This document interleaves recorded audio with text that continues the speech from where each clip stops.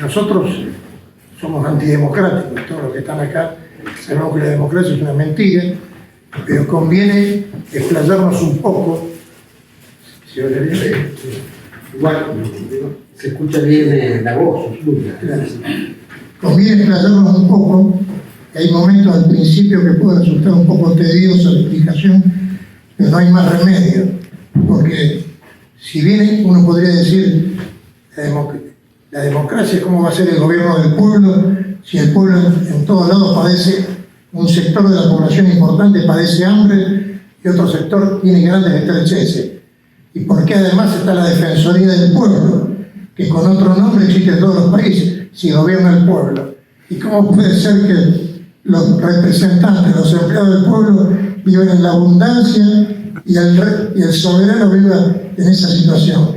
Pero de cualquier manera, como la propaganda es permanente y dice que la democracia es una cosa extraordinaria, maravillosa, y que antes a todos nosotros nos han enseñado, al principio uno que era ignorante del tema veía, ¿no es cierto? Parece que la historia, que antes había una prehistoria, los reyes eran sátrapas, gozaban con sus coronas de oro y en banquetes, y el pueblo sufría, vivía en harapos y en viviendas inhabitables.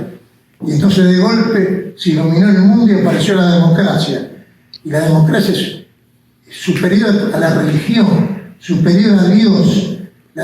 Usted puede decir cualquier herejía, cualquier insulto a la religión, puede ser lo que sea, pero la democracia es una maravilla, es algo extraordinario. Entonces vamos a demostrar lo más sintéticamente posible que la democracia es un régimen criminal, explotador y que se basa en mentiras absurdas. Por otro lado, quiero hacer una pequeña salvedad. Hay ideólogos antidemocráticos que dicen que se equivocan en sus planteos para negar la soberanía popular. Dicen, no, la soberanía no reside en el pueblo, sino en Dios. Esa explicación es insatisfactoria desde el punto de vista científico, porque desde el punto de vista cristiano, o por lo menos teísta, todo lo que existe es obra del Creador. Pero si yo quiero explicar cómo es la generación humana, ¿cierto? Tengo que explicar los mecanismos y los órganos que la producen. No puedo decir Dios da la vida, eso ya se sabe. Entonces tenemos que hacer un análisis político y social. Quiero decir que igual tengo que ser bastante breve, pero hay cosas al principio un poco que pueden ser aburridas para explicar sobre qué mentira se basa la democracia. Este régimen opresor que existe, porque no hay que olvidarse que es la estructura política del capitalismo, porque la democracia no es un régimen económico, es un régimen político, es la máscara del capitalismo. Entonces Rousseau, que es el teórico, el padre de la democracia moderna, que desarrolló su famoso libro El contrato social, había autores contractualistas antes que Rousseau hubo, pero Rousseau fue el primero que le dio el carácter que conocemos como base de la democracia. Entonces Rousseau parte de cosas que realmente son disparatadas, pero como nadie las dice, y como ustedes leerán en los diarios que dice Rousseau, el hombre maravilloso, que aparte que de ser un hombre desalmado personalmente, que reconoce en sus memorias que tuvo no sé cuántos hijos y a todos los tiró a la esclusa, como se decía, se los abandonó en los hospitales. Era un hombre que de una moralidad absoluta. Rousseau decía, tiene la teoría del buen salvaje, que no es un indio, sino que es el hombre aislado. El hombre aislado era un hombre bueno, no pretendía nada, vivía solo, acompañado con muy pocas personas. O sea, en una palabra, quiero mostrar que una persona semidesnuda, con una lanza, que no conocía la civilización, ¿no es cierto?, es una maravilla. Pero después se contradice porque dice que al aumentar la cantidad de gente, de población, se produjeron injusticias, hurtos, en fin, una serie de cosas. Entonces eso había que solucionarlo. ¿Cómo se soluciona? Dice que cada uno es soberano, cada persona es soberana. Entonces, ¿cómo hay que hacer para tener una sociedad? Hasta ahora no era una sociedad, eran individuos aislados. Dice que la suma de las soberanías individuales es la soberanía popular. Ya es el primer sofisma y la primera contradicción, porque nosotros sabemos que el orden de los factores no obtiene el producto, la suma de las soberanías individuales sigue siendo soberanía individual, pero él entonces crea la idea de la soberanía popular. Entonces el Estado, la comunidad se basa en un contrato. Todos nos prometemos al mismo tiempo que vamos a defender, que vamos a mantener esa comunidad. Ahora, ¿qué va a pasar con el gobierno? Todos van a gobernar. En la democracia indirecta, mejor dicho, el propio Rousseau dice que eso no ha existido nunca ni va a existir. El creador de eso sostiene eso, como todo sofisma. Los sofismas son así, el marxismo y todo, siempre hay contradicción. Dice, es un régimen como ese, no ha existido ni existirá nunca. Ahora, quiso salir del atolladero y dijo, ¿cómo voy a hacer si está la soberanía popular?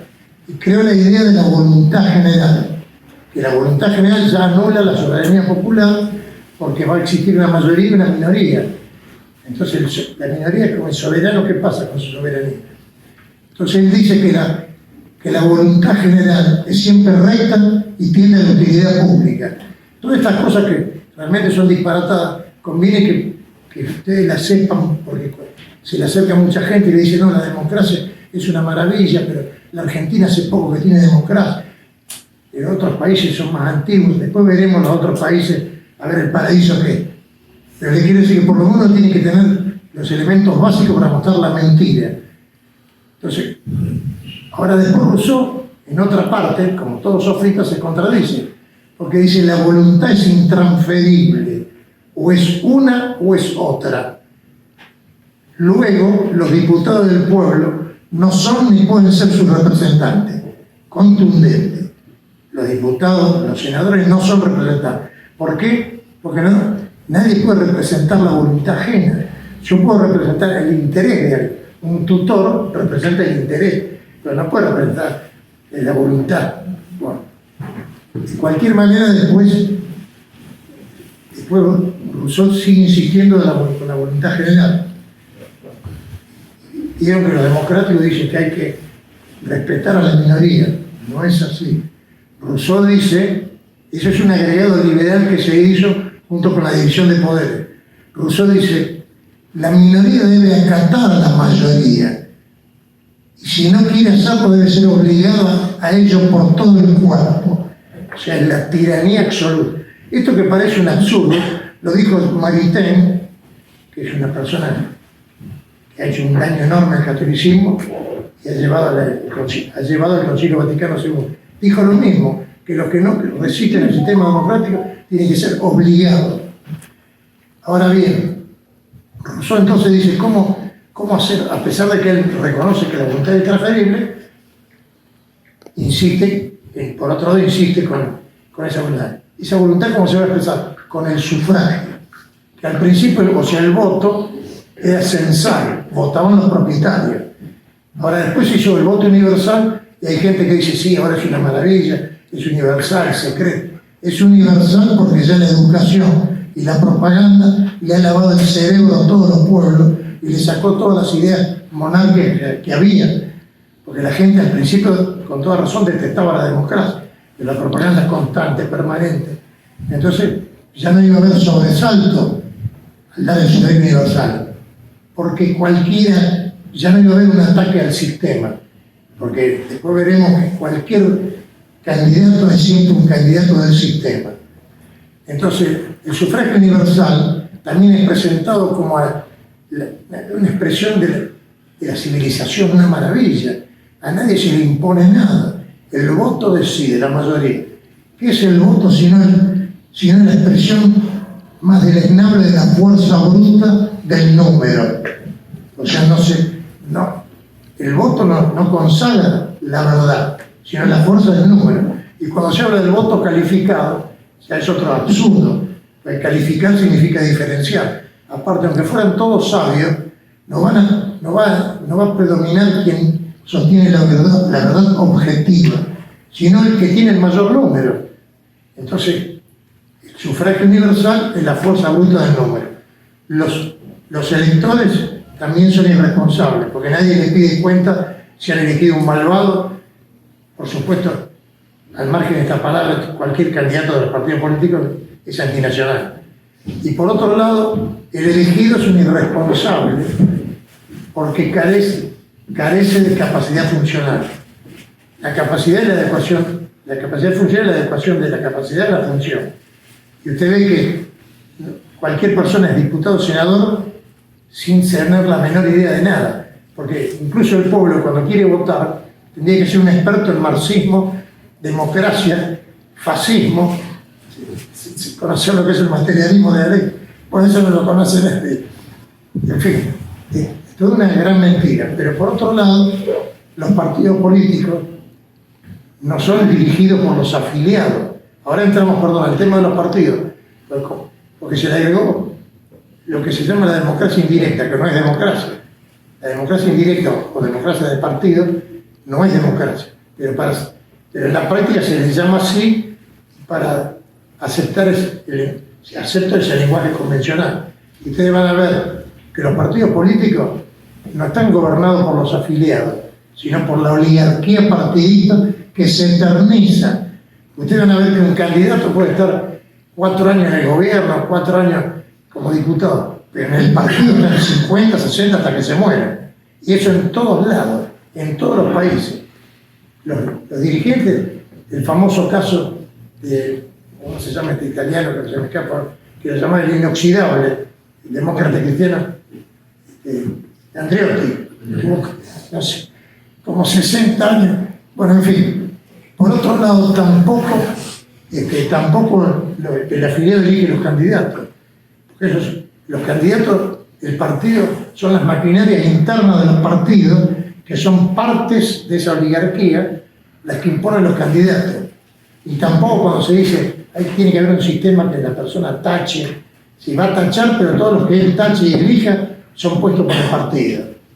Ahora bien, o sea que no existe ya en el sistema democrático de partidos, no existe el gobierno del pueblo, es el gobierno de los partidos, partidocracia. Ahora bien, la partidocracia, como los partidos políticos no son financiados por sus afiliados, no es así. Son financiados por los grandes grupos empresarios y por la oligarquía financiera, que son los bancos y la bolsa. La bolsa es normalmente no se la ataca mucho, pero es el corazón del capitalismo financiero. Entonces, bien decía Charles Maurras, que fue el destructor intelectual de la democracia, el padre del nacionalismo monárquico español, quien presentó un axioma irrefutable. Dijo, si la democracia es el gobierno de la opinión pública, que la forman los medios de difusión, que están en manos de los que tienen el dinero, la democracia igual plutocracia, gobierno de los ricos. Pero no de un rico que tiene una cadena de heladería, no, sino de los grandes ricos que manejan. Entonces, como yo muchas veces comenté, que hay un dicho escocés que dice, el que paga el gaitero manda lo que va a tocar. Entonces, los ricos dirigen a los partidos y los partidos les sirven al pie de la letra. Por otro lado, hay que fijarse qué clase de gente puede estar subvencionada por otra. Son los peores elementos de la comunidad. La democracia tiene la jerarquía no es la aristocracia, es la jerarquía de los peores, de los lacayos, de tipos serviles, que no tienen moral, odian a la nación, en fin. Por otro lado, lo importante es que después esa financiación, la partidocracia, como dije, es importante resaltarlo, es una plutocracia. O sea, la democracia es plutocracia. Y el pueblo sufre esas consecuencias. Por algo se ha dicho con razón, había dicho José Manuel Estrada, el liberalismo, le decía en un discurso a los obreros, el liberalismo finge reyes para hacerlos esclavos. Y yo de ahí, parafraseando, podría decir que la definición más exacta de la democracia, la más sencilla, es la democracia finge al pueblo rey para hacerlo esclavo. Por otro lado, veamos lo que es el Parlamento. El Parlamento es inorgánico porque representa asociaciones inorgánicas. Es la negación. O sea, en el Parlamento no se discute nada. Creo que dicen que hay un dicho decimonónico que dice que de la discusión nace la luz. Primero, que de la discusión entre un marxista, un fascista, un católico no van a hacer nunca la luz, porque son posiciones encontradas. Aparte, en el Parlamento no se discute nada. Los diputados obedecen al bloque que le dice lo que tiene que hacer. O sea, cada uno lucha por imponerse al otro. Podríamos insistir largamente en lo que es el parlamentarismo, que niega la función política, porque el hecho político fundamental es la decisión, no la discusión. Parlamentarismo para conversar, y por otro lado después analizaré brevemente lo que es el costo financiero del Parlamento, lo que cuesta, que la gente va a quedar realmente asombrada. Lo que tiene la democracia es que desintegra el Estado en 3 poderes, que ya esa es una idea liberal que se agregó a la democracia.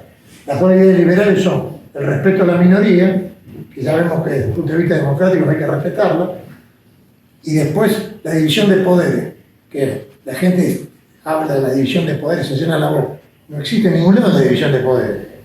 Normalmente en un régimen presidencial domina el poder ejecutivo. Y en un régimen parlamentario el poder ejecutivo también tiene una importancia enorme. Entonces es impropio hablar de jefe del Estado en un Estado democrático. Hay que hablar jefe del poder ejecutivo. El parlamentarismo no representa al pueblo. La representación tiene que ser de sus estructuras naturales. Porque los partidos políticos unen al pueblo en lo artificial, en la coincidencia partidista, y lo separan en lo esencial. Pues como dijo muy bien José Antonio Primo de Rivera, el fundador de la Falange, nadie nació miembro de un partido político. En cambio, todos nacemos en el seno de una familia, trabajamos en un lugar, pertenecemos a un gremio, a un municipio, a una provincia. Esas son las estructuras naturales, que el sistema no las representa.